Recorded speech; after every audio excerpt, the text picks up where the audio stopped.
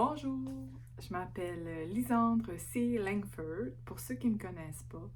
J'ai 37 ans, infirmière clinicienne de métier, mais j'ai décidé de ne plus pratiquer dans le système. J'ai 2 beaux enfants, un conjoint. J'habite les îles de la Madeleine au Québec, au Canada. Et en 2020, j'ai pogné mon mur. En fait, ça n'allait pas du tout. Ça faisait longtemps que ça allait pas et je repoussais toujours le moment. Mais là, ça a été un cétacé et j'ai entamé un retour vers moi. J'ai décidé de retourner à l'intérieur de moi, d'aller trouver des réponses à mes questions.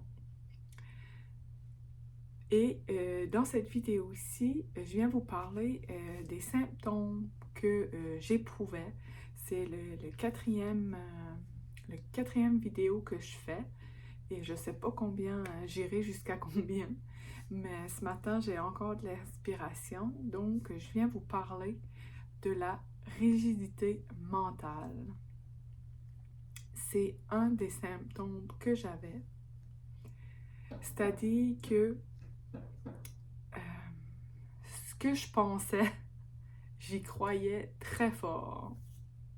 J'avais beaucoup de croyances et comme je vous dis, j'y croyais vraiment fermement. Donc, tous ceux qui pensaient pas nécessairement comme moi, j'avais beaucoup de la difficulté à accueillir ce qu'il me disait. Dans le fond, ce que j'essaie de penser là, parce que je peux être déconcentrée facilement.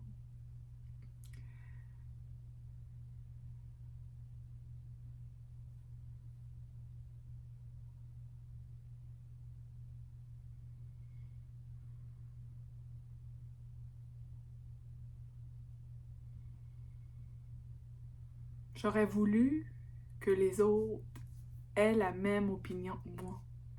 J'aurais voulu que tout le monde pense comme moi. Puis, ça m'amenait aussi à avoir une vision faussée de ce qui se passait alentour de moi, parce que j'étais incapable de voir la réalité telle qu'elle était. Je m'illusionnais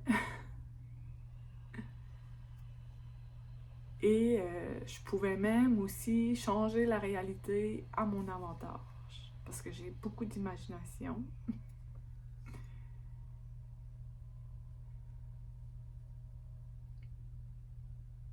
Donc, ça m'amenait beaucoup de repli sur moi. J'avais beaucoup de difficultés aussi à entrer en relation avec les autres parce que c'était souvent conflictuel. Puis, à un moment donné, je me suis rendu compte que j'en avais marre de cette rigidité mentale-là.